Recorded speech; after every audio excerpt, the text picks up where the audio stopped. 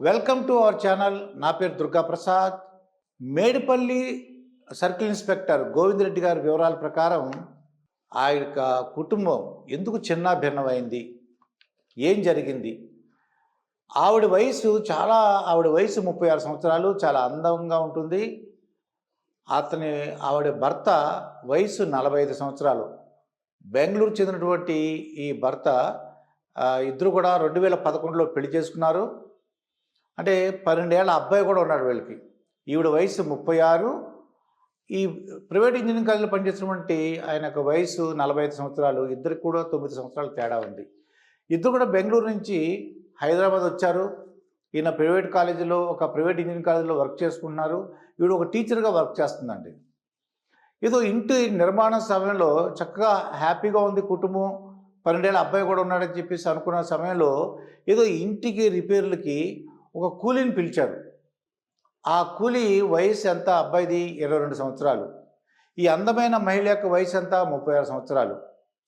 ఈయన ఇంట్లో లేని సమయంలో ఈ చిన్న చిన్న పనులు చేయడానికి వచ్చిన అతను వాటితో ఈవిడికి అక్రమ సంబంధం వచ్చిందండి.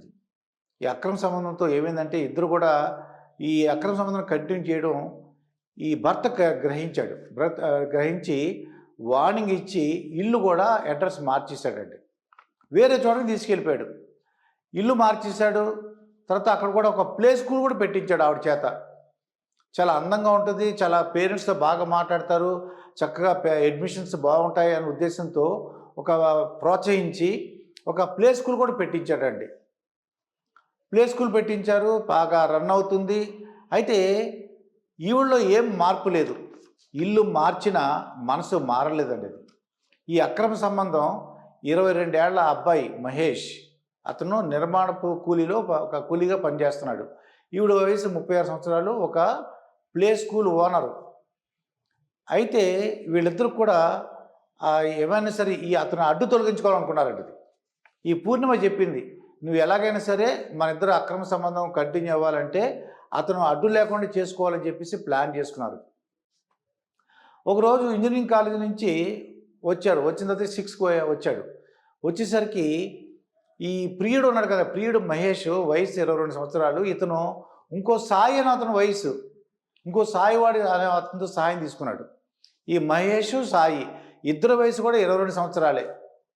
ఎప్పుడైతే ఈ భర్త ఇంట్లోకి వచ్చాడో, 45 సంవత్సరాల భర్త రాగానే ఇద్దరు కూడా కొట్టి, ఎవరో సాయి మహేష్ ఇద్దరు కూడా చితకబాదేసి ఈ భార్య ఆ హెల్పరు సాయి ఎవడో వచ్చినప్పుడు వాళ్ళిద్దరు కలిసి గట్టిగా పట్టుకుంటే చున్నీతో ఈ మహేష్ అన్నవాడు మెడ చుట్టూ గట్టిగా లాగి పట్టుకున్నాడు.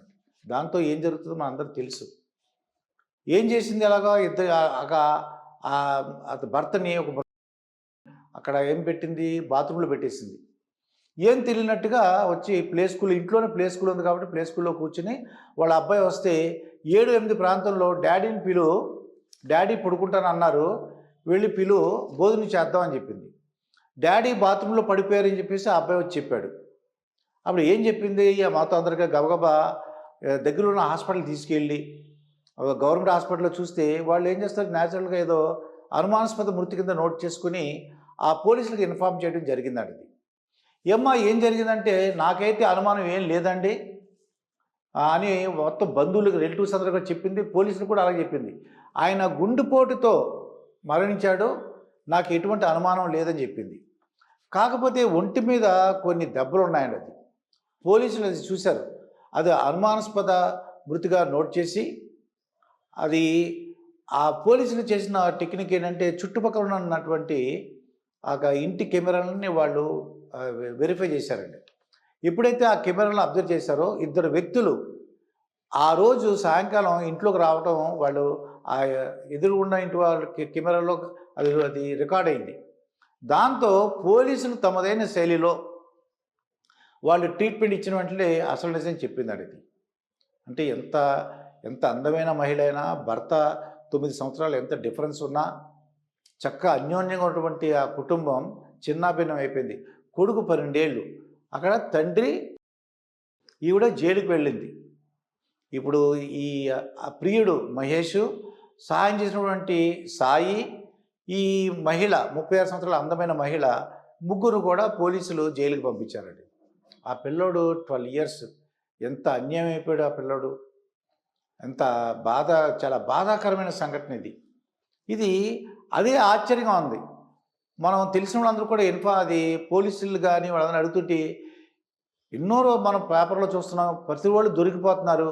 అయినా ఎందుకు ఇలా చేస్తున్నారంటే ప్రతి ఒక్కరు అనుకుంటారంట వాళ్ళు మనం తప్ప మనం దొరకము, మేము చాలా ఇంటెలిజెంటు, చాలా బాగా చేస్తున్నాము.